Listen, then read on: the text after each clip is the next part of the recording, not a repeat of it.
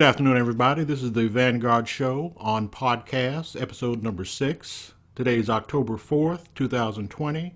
The Vanguard has been sponsored by the book From Old Guard to Vanguard, a second generation Panther, available on Amazon. And just go to Malik Ishmael on Wix or go to the Facebook page.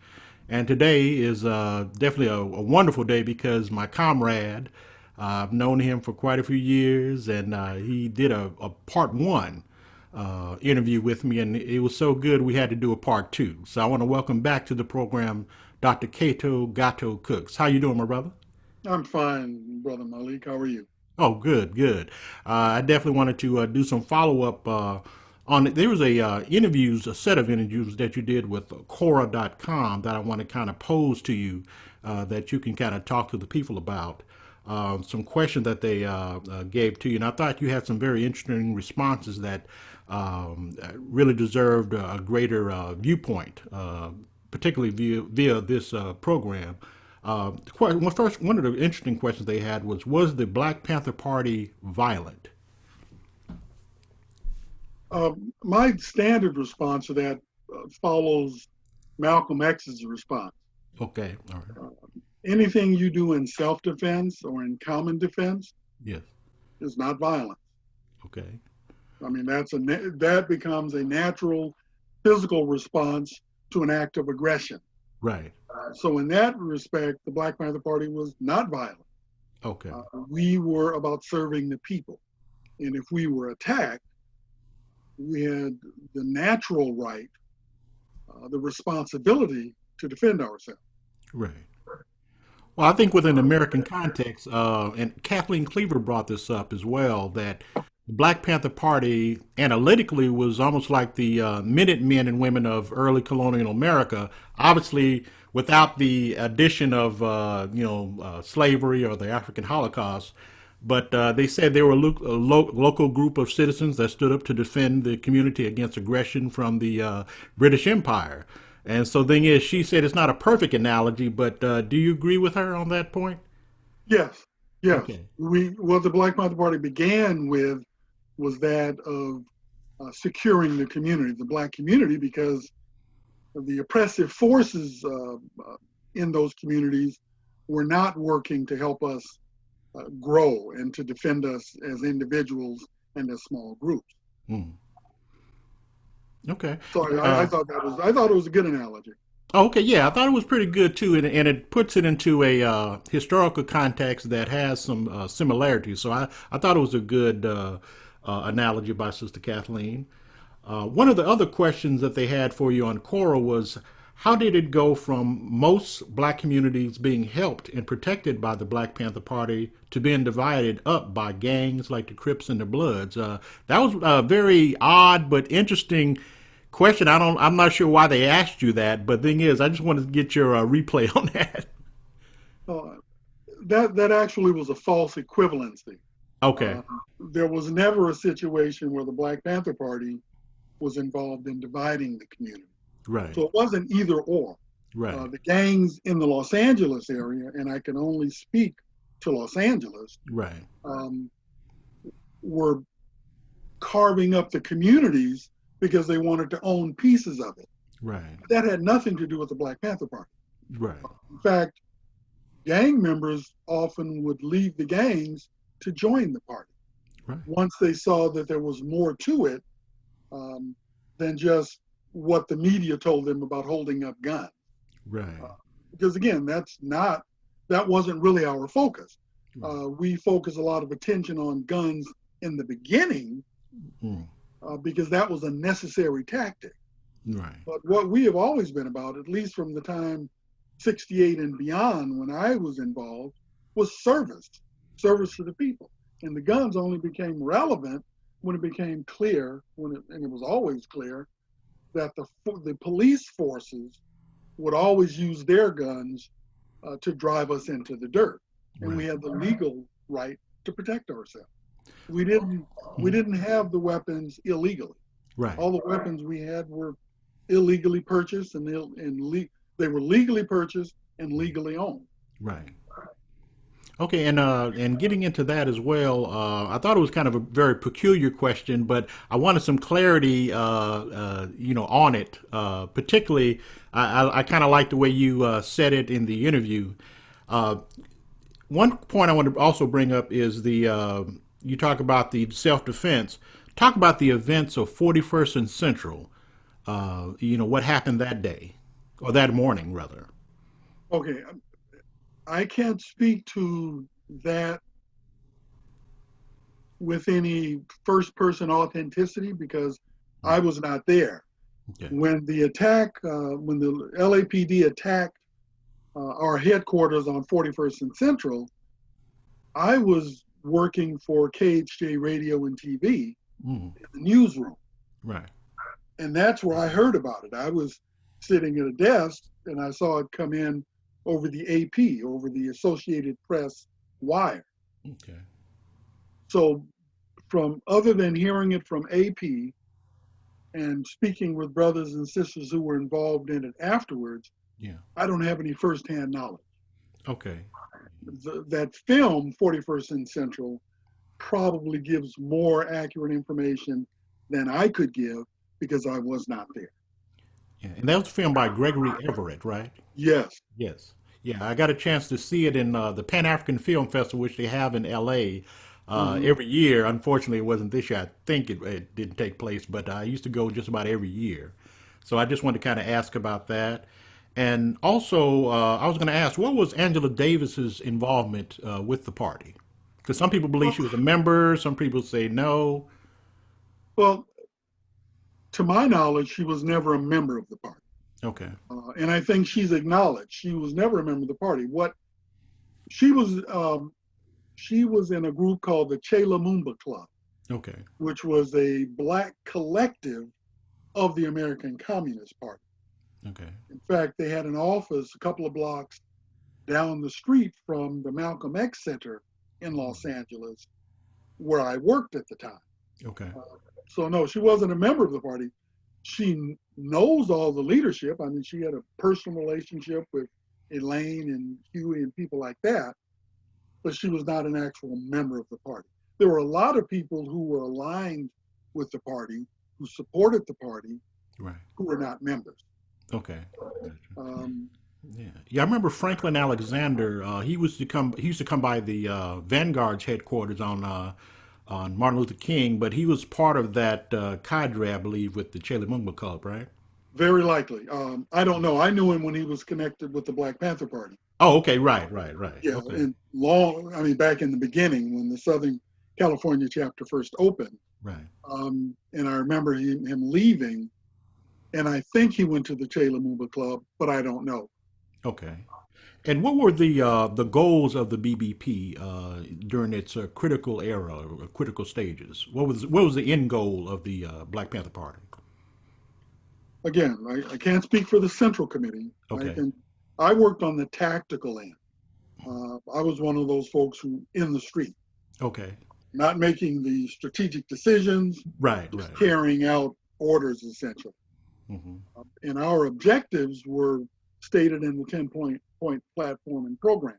Right. And while we didn't achieve all of that during the party's life, that's the direction in which we were headed.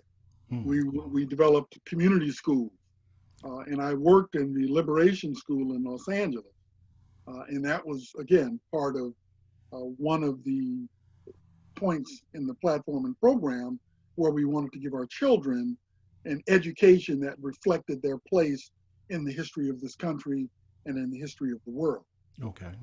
That was one of them. Free food program, the free medical program. I took a medical technology course Okay. at the free medical program in Los Angeles. Right. So those were the objectives as stated in the 10-point platform and program.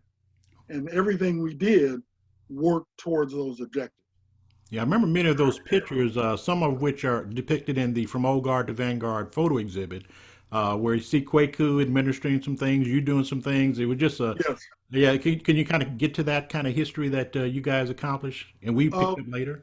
well, when the party reopened its chapter in Los Angeles under Kwaku Duran, amazing brother, Yeah, just absolutely. Absolutely.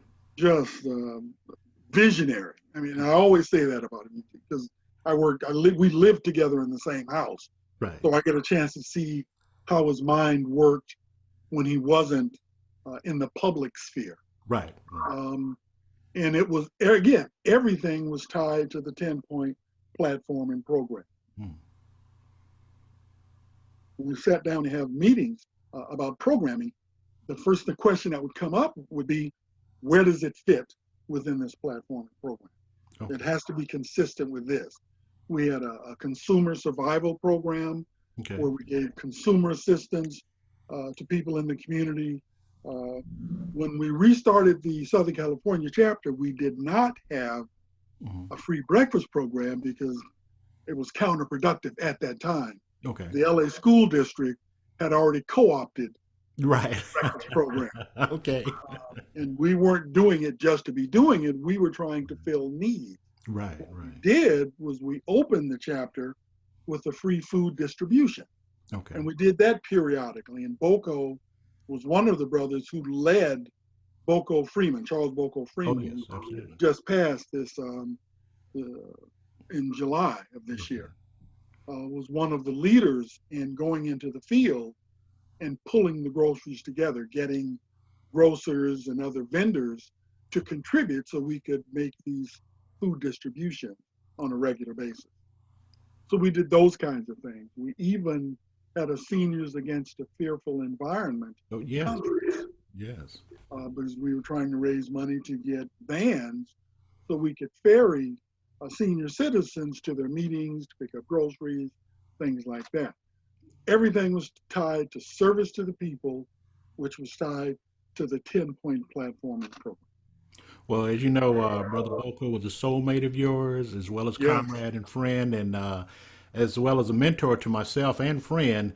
And he used to carry me around too. We used to go to these grocery stores, boys market and girls market, and the bags. We used to, go to the South Central Senior Center and sign up seniors there during the Vanguard days. So I know exactly what you mean because he took me under his wing in a sense. He was a workhorse. And that was his whole life was built around service. Yeah. I remember when the chapter closed in 1982, we were sitting around talking about what do we do next. We've committed the last 10, 12 years to the Black Panther Party full time. Right. What else is there to do? And his position was, I've got to find something that allows me to continue doing this. Right. Serve the people. Right. Yeah. I mean, that was his commitment to the planet and to all of us. Yeah. And I got to tell you, I miss him. I miss him mightily. Likewise, definitely. Yeah. And I was also going to say, or ask you rather, one of the interesting, I guess, things about the Black Panther Party with other organizations, particularly, what was the relationship with the Nation of Islam in Los Angeles, particularly at that time?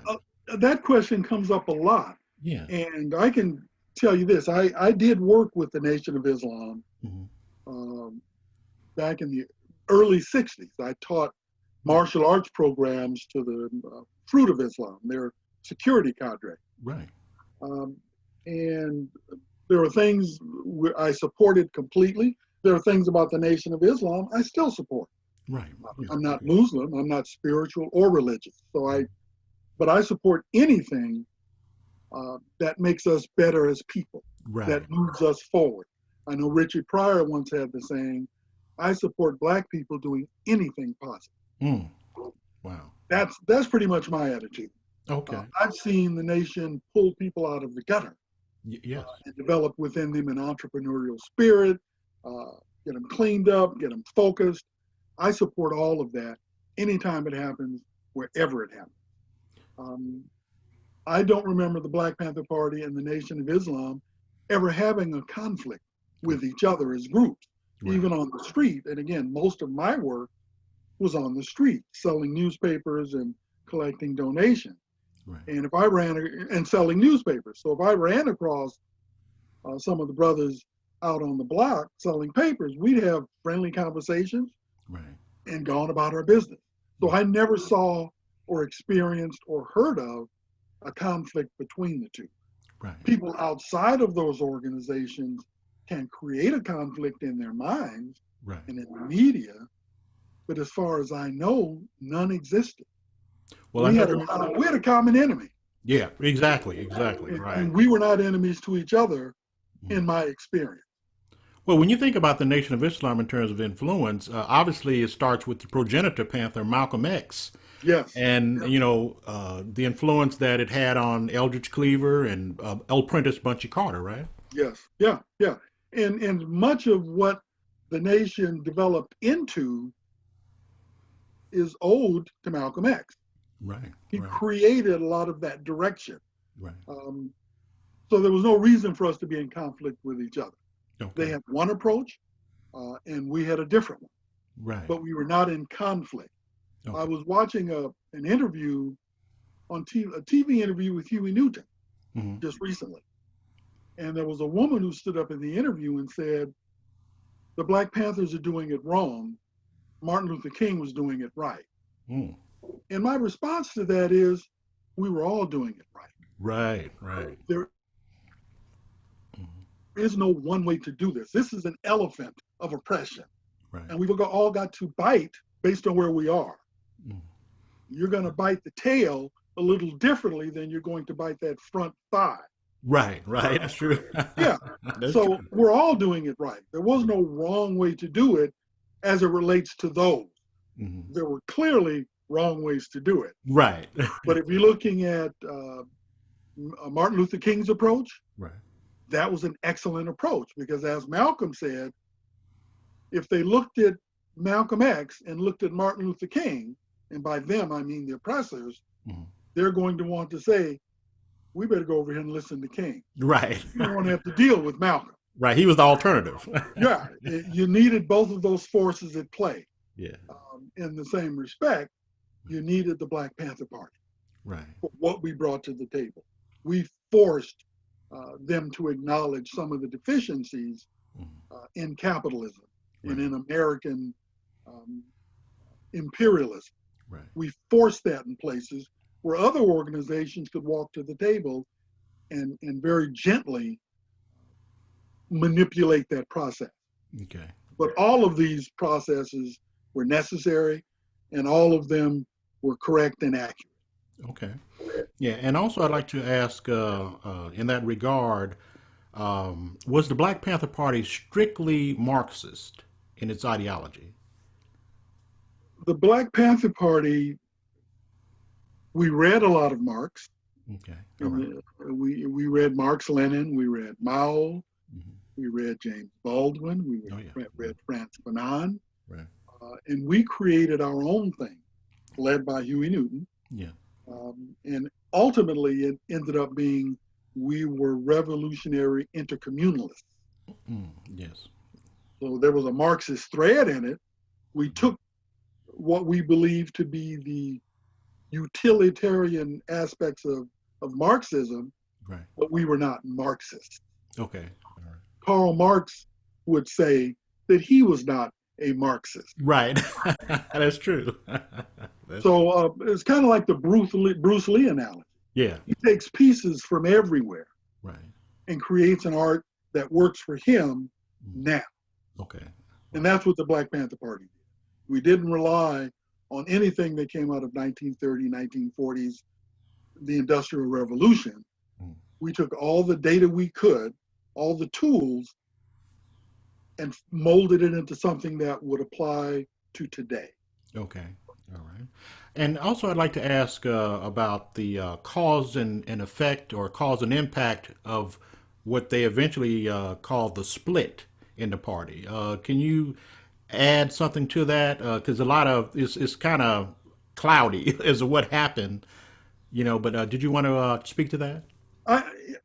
Again, I can speak to it because I was in Los Angeles. Okay. And because I was committed to Hugh Newton, Bobby Seale, and their direction for the party, and Elaine Brown, right, whom I saw as clearly the leadership of the party, especially in the early 70s, when she set us on the path that I thought was the best possible outcome for us. Okay. The split, and I was there when that happened, and was in conversations in the underground cadre when it took place, and knew some of the people who went with Cleaver in his revolutionary action movement. Okay. Was what I think he called it at the time. Okay. My understanding, and you'll get a different perspective depending on with whom it is you speak. Right. New York people might see it a little differently. Okay. What I saw was the Black Panther Party, and I see that as Huey Newton, Bobby Seale, Elaine Brown, Right. was focused on service to the people, survival through service to the people. Okay. Yes, we had been tied in with the gun and hunting down alleys with these AK-40. That was very, very exciting imagery.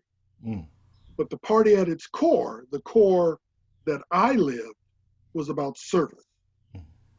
I had weapons to defend myself if I needed to, Right. but I didn't go to a free breakfast program teaching the children how to break down and strip a Glock 21. Okay. Right.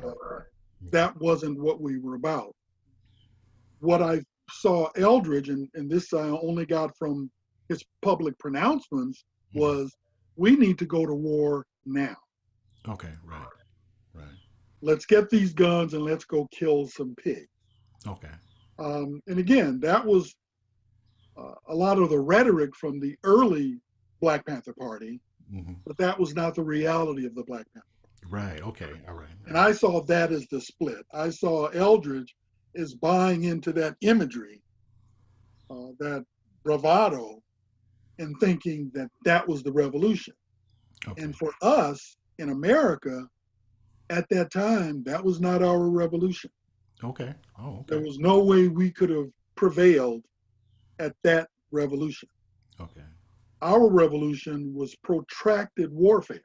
And it meant developing these services and getting the people to see that American imperialism was not serving them. The Black Panther Party could not wage revolution. Right. The people had to wage Right. revolution. Right. And that was the lesson. Yes. Cleaver, I don't think, was in enough of the PE classes, the political education classes, to pick up on it. Oh, okay. Right. Right. I mean, even Mao spoke to protracted warfare. Right. He did. You don't just develop an armory and then run out and start attacking the enemy. Right. Understand that. In this country, it had to be protracted. We had to develop alternative institutions that the people themselves could run. They had to see the viability in this effort. Okay. And we're not there yet. Okay. Right. I understand that. Still, we're not there yet. Yeah. We're still in this protracted war. Right. And I was going to say, externally, what federal agency weakened the Black Panther Party? I know it was a combination of many, but all of them. All of them. Mostly the FBI. Okay. All right. Was the head of the Hydra. Okay. Because they developed the blueprint. But every local law enforcement agency fell in line and took their marching orders from J. Edgar Hoover. But if there's one organization that I would say principally responsible, I would say it would be the FBI. Okay. All right. And describe when you first found out that the party was over. It's something that you talked about a little bit in Cora that I really wanted people to know the minute you found out and the impact. This is what I've learned in the years since then. Okay. Especially I've been chatting with Billy Jennings. Oh yeah, Billy X. Yeah. He's the archivist, and he knows. He has the history of the party in his hand. Right. But what I've learned was the party actually shut down in around 1980. Oh wow. But in Los Angeles, we didn't know. We were serving the people. We were running our programs. I was running 2 programs. I was writing for what I thought was a Black Panther newspaper. Okay, all right. We were still out gathering donations. I went to Pacific Telephone and had technicians who worked at the telephone company targeting their United Way contributions to a nonprofit that Kwaku had set up to funnel money into the local chapter. Okay, all right. We were still doing that until about 1982. 2 years. Yeah. Wow. We were doing the programs. We weren't, because we had effective local leadership. Right. And I remember Kwaku had been trying to get in touch with Jonina Abrams or anybody at Central Headquarters in Oakland. Right. And he just couldn't get anyone to answer the phone, but that didn't mean we stopped working. Right. Because that's what we did. So we continued serving the people, putting out groceries and having the programs at the local chapter office.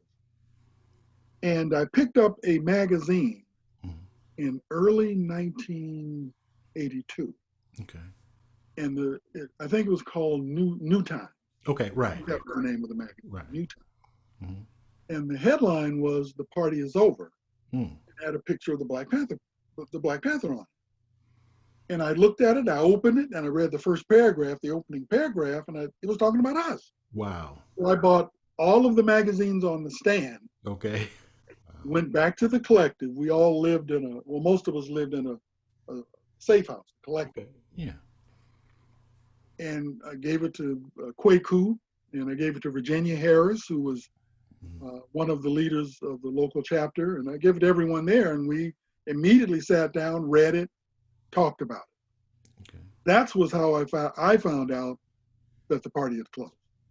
And wasn't it a phone call that you guys made? Ultimately, well, after the magazine, Kwaku finally got someone on the phone. Right. And they told him at that time, we're closed. We don't exist anymore physically. Wow. Now, we knew something was going on in late 1980 because I had paid for a lifetime subscription to the newspaper. I didn't need to because I got the paper anyway. Right. But there was a way of showing support.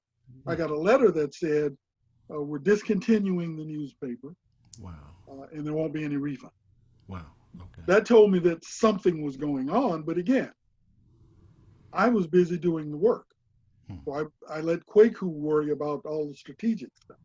Okay. But when he made that phone call in 82 is when we knew that we no longer had a Black Panther Party. And our decision had to be, do we continue as a Black Panther Party here? Because we already had our own source of revenue. Yeah. Right. We had our own magazine that we put out. We had a donor newsletter, and we had programs. Or do we honor the legacy of the Black Panther Party and shut down as they've asked us to do and figure out our next moves after that? And of course, yes, the next move was the new Panther Vanguard. Yes, absolutely. Yeah. You actually called the new Panther Vanguard movement I think you said the reinvention of the Southern California chapter. Yeah, I still consider it. I still consider it the only legitimate heir to the reins of the Black Panther Party. Yes. Because core to the party was a 10-point platform and program. Yes. And the new Panther Vanguard movement honored that. Exactly. Definitely. And moved forward with that. Yes. All the other organizations, and I'm not addressing whether they are doing good work, positive or negative. I don't believe any of them, no matter what they call themselves, I don't consider any of them legitimate heirs to the reins of the Black Panther. Oh, definitely. There was one Black Panther Party and one legacy organization for the party. Yes. And that was the Black Panther Party and the new Panther Vanguard. Right on. Based on practice, based on what they did, not on the rhetoric, not on the beret, not on the uniform, right, but on what they actually did. They served the people. Right. That was it. Okay. And what advice in closing? What advice would you give to the current generation of activists that are out here today? So much is going on, and what piece of advice would you give for them? The struggle continues. Mm, that's it. Right there. That's it. The struggle continues. Right. Don't stop. Don't give up. Pause if you need to. Take a breath. But Right. the struggle continues. You can be in it or out of it, but it will continue. Yes, sir. We are all we got. That's right. And what was that saying by Dr. Huey P. Newton? He say, "I am we." He got it from I African. am we. Yes, very Yeah, important. that was it. Yes. The only other thing I would say in closing, and this is a Mhm. commercial.